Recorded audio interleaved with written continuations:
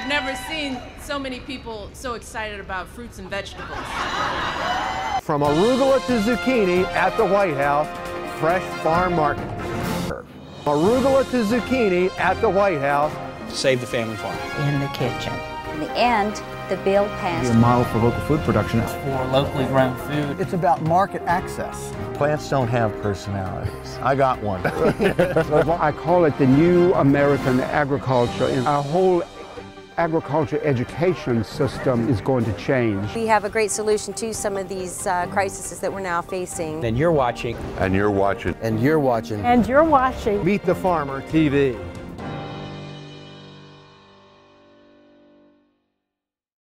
Farmers markets are a simple but major ingredient in solving access issues in many communities. And farmers markets do more than just help Americans feed their families healthy meals. They help America's family farmers. As you've met some of our great farmers here and you'll get to know them. That's the good thing about farmers markets. You get to know the people who grow your food, how they do it, you know, who they are as people. That makes a huge difference. These farmers provide a critically important role in feeding this nation. Small and mid-sized farmers grow the fruits and vegetables that we find on our supermarket shelves as well and at farmers markets, and they are an important part of creating a healthier environment, healthier communities, and healthier families. And we have to support them. And I want to thank all of the farmers and all the purveyors who have come out today to make this market such a wonderful resource for this community. Events like this one are more than just about the opportunity to provide good food. It's also about creating better communities.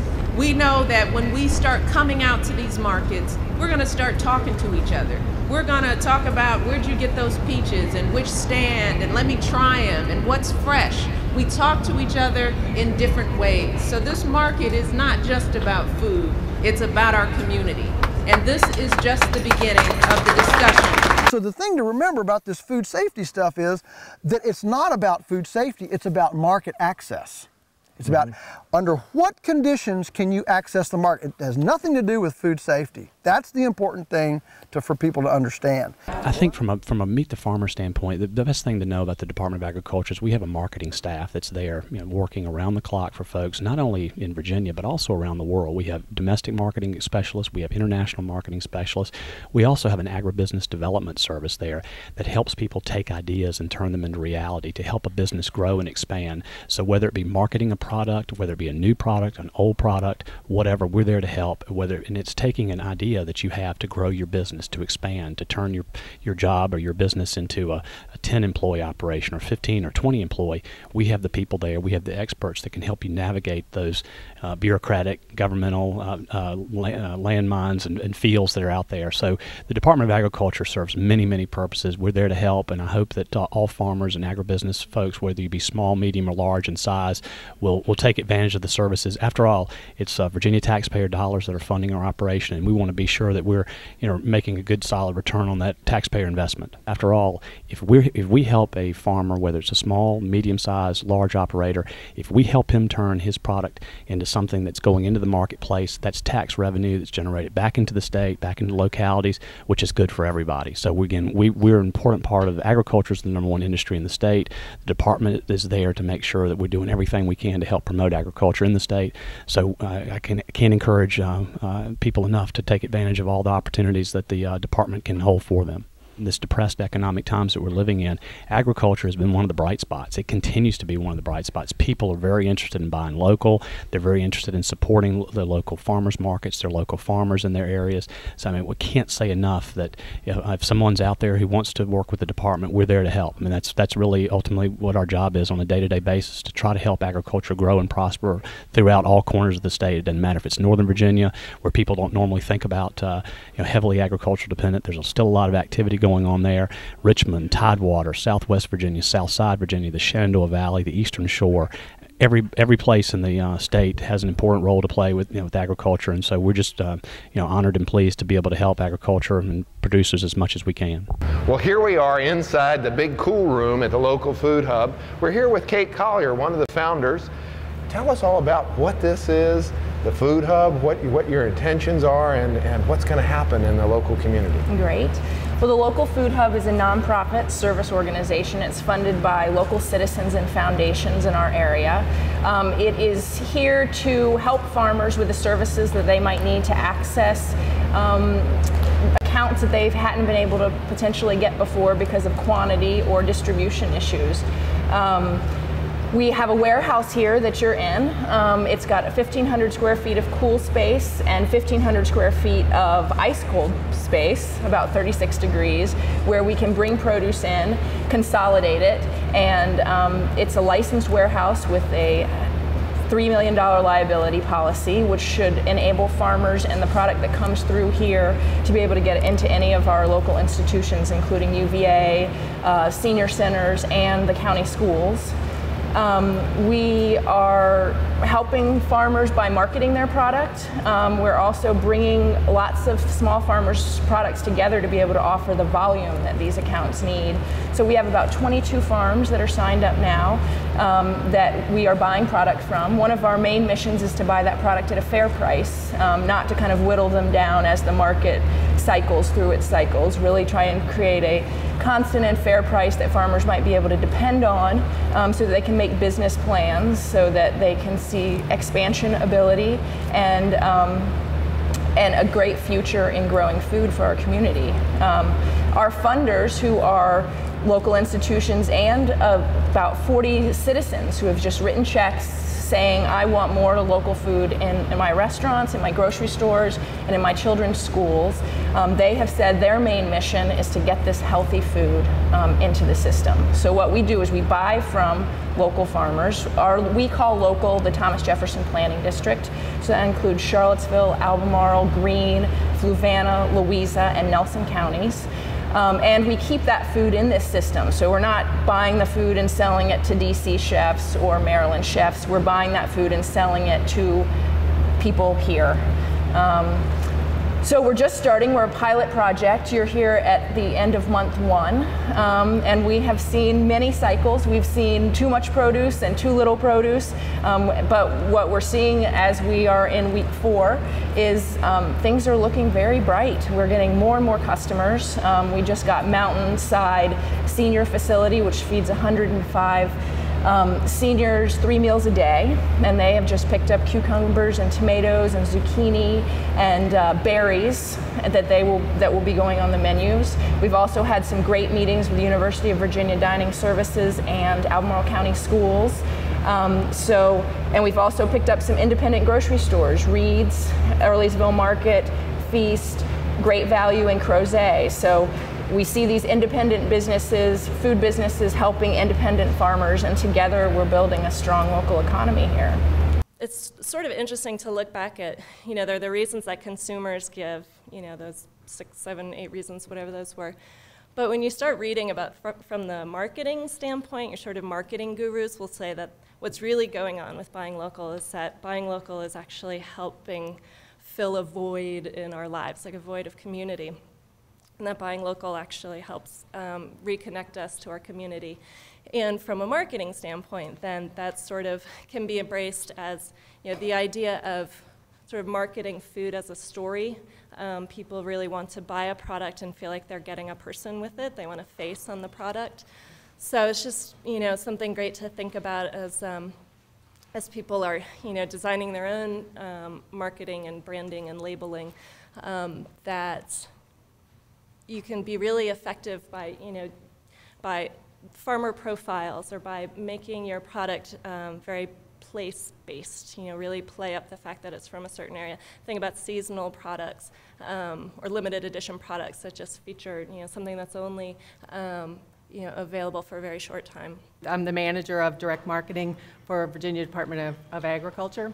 And I'm also kind of jacked up on David back there. He was feeding me candy through the lunch. He was giving me some samples. So he has a nice Seville confections back there. It's just really refreshing to see farms and farmland that had been marginalized in our urban society now being put on the forefront and saying, you know what, hey, enough with development, and our communities are starting to rethink and really putting a lot of focus in local. And also just all the niches, it's interesting because I was just watching TV last night, and you know, everything has that digestive health. That's like all of a sudden in yogurt and everything, and all these different niches. And so everybody's trying to find their niche and try to find their stories, and I think we're coming back to these kind of soul core values. And I was reading something recently about niches, and they were saying that Wonder Bread is losing part of their market appeal, and so they're trying to come out with saying that they Wonder Bread enhances memory. So I thought, you know, they could come up with anything to sell that. So everybody's looking for a niche and looking for an edge because there is so much out there. The internet-based sales, you all, that's a beauty product for you guys. I mean, you all can ship. I live in the Williamsburg area. We have a farmer's market. We do a big tourist trade there. So the idea of people coming to our farmer's market and being able to, you know, take products back to their room and then order them online, there's really a multiplier effect. Well, the educational conference is basically the opportunity for once a year the industry to get together in Virginia, the value-added agricultural products, specialty food products producers to get together, learn from each other, learn from our speakers, talk about production, distribution, marketing techniques, promoting themselves, how to attract media attention, really all in an effort to help boost the visibility of their products and the industry, increase sales, and help our economy as we help their companies. If I leave you with anything today, I leave you with this. Old media, it's important, it does remain important, those 3 TV stations and those major radio stations, but begin to think outside of the box. Like she said, everything has gone into those small niches now. And if you find a newspaper, if you find an interview show on air, those little markets that are attracting your clientele, those are the folks that you need to go after and make the most bang for your buck. And that's something that you got to remember too. Deadlines are very important. You've got to figure out, again, do a marketing plan. What would you like to hit? And just hit a couple. Don't get crazy thinking I'm going to do this, this, this, and this. Just pick a targeted few, get your connections there, get a couple of reporters, but also think about their deadlines, because that is so true. Magazines are dealing several months out. So if you want to deal with like Richmond Magazine, and Susan Winecki is the editor over there, she's an absolute doll. But they deal, if you're trying to get into there, you've got to deal about 3 months out to get your story in there. TV stations, if it's day of news coverage, you've got minutes, you're fine. But it really depends on what group that you're targeting. Magazines, newspapers, it makes a huge difference. Today we're going to bring Mark and his staff from L'Etoile Restaurant out to the farm to look at the greens and the microgreens, the herbs that are growing throughout the winter, and also talk to them about what we should be growing out in the field. We'll look out in the field at what's growing now, some baby spinach, some peas and new spinach seeded. We'll find out what they'd like us to grow. They're talking about some black carrots and some heirloom tomatoes, some little tiny plum tomatoes. Then we'll take some product out to the restaurant, see them prepare it into a 5-star meal, and we'll have another Farm to the Plate from Meet the Farmer TV. Let us put our thinking caps on too. I mean, Ryan has I got a couple some more ideas. Yeah. We've actually just started some that are similar to the English cucumbers, but half the length. We were thinking like paprika peppers. So we were talking about drying our own and then smoking them. And I am going to turn it over to Brian. All right, who's Brian. prepared a couple dishes well, let's for us. have you cook some stuff and show us some of the magic, what the elves do. All right. So what Clark's making is our winter salad, and with Planet Earth diversified greens with some Henley Orchard apples, some grilled fennel, and some cheese we get from Polyface, straight out of Afton. It's a McClure. It's a baby Swiss cheese. Well, when we were out at the farm the other day, the greenhouse manager asked me if I liked fried green tomatoes, and I was like, yeah, I'm from Alabama. I was like, I was raised on fried green tomatoes. I'm Governor Tim Kaine, and you're watching Meet the Farmer TV. Well, we're here at the Cider Works grand opening, and we happen to have an honored guest, His Excellency, the Governor of Virginia, the Commonwealth of Virginia, Governor Tim Kaine. Michael, it's good to be with you, it really Well, is. thank you. Now, you have worked so hard as governor to really sort of preserve the beauty of Virginia. And you mentioned in your speech flying over. I was very jealous of flying over, seeing all the stuff in Virginia. It's a gorgeous day. It really is beautiful. Yeah. And you've taken a real personal passion to preserving the beauty of Virginia and trying to save the family farm. Yeah, if I had to say, like, what are the two things I care most about, it's education and the power of education to help all to succeed, but especially maybe those who kind of start behind, and then preservation of land. Those are the two things that in some ways I'm most passionate about. I'm a big outdoorsman, big camper and canoeer and backpacker. I'll go backpacking on the Appalachian Trail every year. And when I say I go hiking on the Appalachian Trail, I am really hiking on the Appalachian Trail. My kids and I do it, so we love the Virginia outdoors. And I think what you come to realize is preserving the outdoors, preserving our natural beauty has some enemies, but the biggest enemy is in some ways apathy or the illusion of abundance. Like, oh, we have so many beautiful spaces, we don't need to worry about it, we'll always have them. Well, that's not the case. You can take a look at things like oyster harvest or crab harvest in the bay, and you can see it can turn around on you quick. And so I think that's an example of all of your natural resource issues. If you are not intentional about fighting to preserve and protect, then you can wake up one day and find out that the places that you've loved and enjoyed will not be there for your kids and your grandkids. Just being here for that extended period of time has just really allowed me to make some really incredible farmer relationships and just really get involved in this local community, which in the Shenandoah Valley has so much to offer. We're just very lucky to be here from the seasonal types of gifts that we're given from all the farmers that are here. Quality and local is the priority. And obviously we're concerned with numbers, but we can adjust that, and we still want to put out the best product that we can and really support this community as well. There's a lot of farmers out there doing some really great things, and if I can help them a little bit, it just helps me as well. And I was on the phone today with a local farmer. He actually just lives a couple of streets away. He just has, he's retired. He just kind of does a couple of small plots. He brought in a couple of items last year that I enjoyed, and he just called me up and was like, I'm getting ready to start planting. What do you want me to plant for you this year? He's on board. So it goes from that small of an individual to, like you're talking about, the produce auction, where I can actually go out and see everything that's organically grown, that's locally grown. I can get it in certain volumes and for my needs as well. So it's the whole gamut here of being able to, and we're lucky enough that the farmers market of Harrisonburg is right across the street from us. So when it starts up Tuesdays and Saturdays, it's there every morning, and we can walk over and talk to the farmers, see the local produce and start from there. And you took some of your stuff to the market too. We have. We've done that as well. We've gone over there with different pastries. Our pastry chef is phenomenal. Different local artisanal breads, pastries, as well as different pestos and different dips and things like that. So that's been another opportunity. More than to go out there and really make money is just, from an advertising standpoint, and just to kind of really get out there and meet the community and show them, we are one of the nicest restaurants in the valley, but we also will sit there and talk to you. We're not stuffy, and we'd really like you to come in and enjoy our food. And if you're enjoying this farmer's market, you're really going to enjoy a meal here because we're taking it directly from them. And you're not going to really find that anywhere else, only a few places in the valley. Right. Well, the greatest benefit that I see, there's a concept that we're working with in Virginia today is called community-based food systems, is just this chance for consumers to have a personal relationship with their farmers who grow in the food that they're going to eat and serve to their families. That alone, the social benefits of that are great. The quality of the food is much better. The price should be competitive because there's so much less transportation cost with high petroleum prices.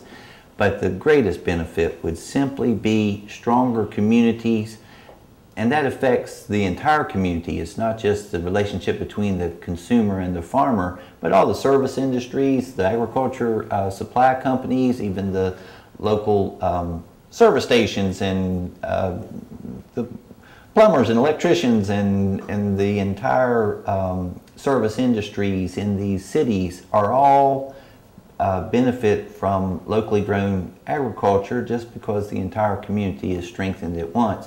What another big plus for this, in my opinion, is young people, if children could get a better idea of where their food comes from and get a closer connection with the farming community, I think they could have greater pride in their community and also be more interested at an earlier age in their own nutrition. This obesity in young kids is getting to be a bad problem, and a lot of it's due to just a poor diet. They need to understand what healthy food is and what the unhealthy kind of junk food is really doing to them. I think that if the media presentations could be made and if consumer education could be done so that what we see is tremendous concern for local food production by consumers and concern for maintaining agriculture in the state of Virginia by consumers. But I would love to see more education so that the consumers could have a real idea of what the farmers, what their opportunities are and what their barriers to success are, so that they could actually possibly provide some assistance to the farmers once in a while, or if we could possibly see if there could be some kind of safety net to help agriculture producers through these tragedies that occur once in a while. Those tragedies might be as bad as a local tornado or a hail event or a sharp drop in prices due to some international scare that occurred in China connected to some dangerous new bacteria on a vegetable or something. We see these kinds of ups and downs all the time. And it's a shame that the farmer has to bear all of that trouble by themselves. If consumers truly do want to shoulder some of the responsibility for the food that they eat and serve their family, they need to extend that responsibility all the way to the farm. Farmers markets play a major initiative and key role in a program we initiated this week called Know Your Farmer, Know Your Food. We announced it this week at the USDA. It's a program which is chaired by Deputy Secretary Merrigan and is a department-wide effort to develop local and regional food systems and spur economic opportunity in rural America, and will be a major focus of our efforts in the months and years to come. The truth is that every single American family needs a farmer. I want you to think about that. Everyone needs a farmer. And we hope that Know Your Farmer, Know Your Food will initiate and begin a national conversation where we all learn more about where our food comes from, how it gets to our plate, and how hard our farmers work. So today I am announcing 86 grants worth more than $4.5 million through USDA Farmers Market Promotion Program to encourage and support the viability of farmers markets like this one across the nation. I'm proud also to say that 18% of these resources will go to create electronic benefit transfer opportunities so that people receiving SNAP benefits will also be able to take advantage of fresh fruits and vegetables. Through the hard work of those who promote farmers markets, we've seen over the last 15 years a dramatic growth in the number of farmers markets, from about 1,700 15 years ago to 4,700 today, and that number, I guarantee, will continue to grow. Finally, I want to say that today's event is really a testament to the commitment of President Obama and the White House, and particularly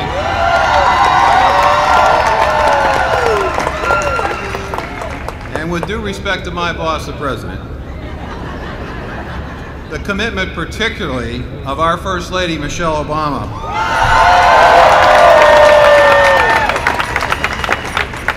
who has single-handedly made health and the well-being of America's children one of her top priorities. Hi, I'm Leslie Jenkins. I'm down here today at the Wednesday Farmers Market at Mead Park. And these last couple of weeks we've been working in concert with VSU. They've got some student gardens, and we featured some of their eggplants, some of their peppers, some of their Sprite melons and watermelons, just to see how the market would respond to these vegetables, and grown in a different climate. So This is a cooperative research that's being done with Mike Clark at Planet Earth Diversified and VSU. So 50% of all the sales of these products actually go to a scholarship at the university. And so we're sponsoring some space in our booth to help make that happen. Who are you working with down there? Dr. Reza Rafi is actually working very closely with Mike right now, bringing up vegetables and whatnot. They meet maybe about once a week right now. So. If there is any money to be made in this business, it's standing right here on this street, giving it to the lady that is going to use it and being responsible to her. I need you. You know, I don't need a customer to come through here and give me $20. I need them to come through here every week and give me $20. So in order to do that, yeah, I've got to be their farmer. And that's the way I prefer it. And it cuts out on a lot of off-the-wall stuff. Thanks for joining us for another Meet the Farmer TV. And please let each of our underwriters know you appreciate their support bringing you Meet the Farmer TV. Check out their websites and tell them personally you appreciate their support underwriting Meet the Farmer TV.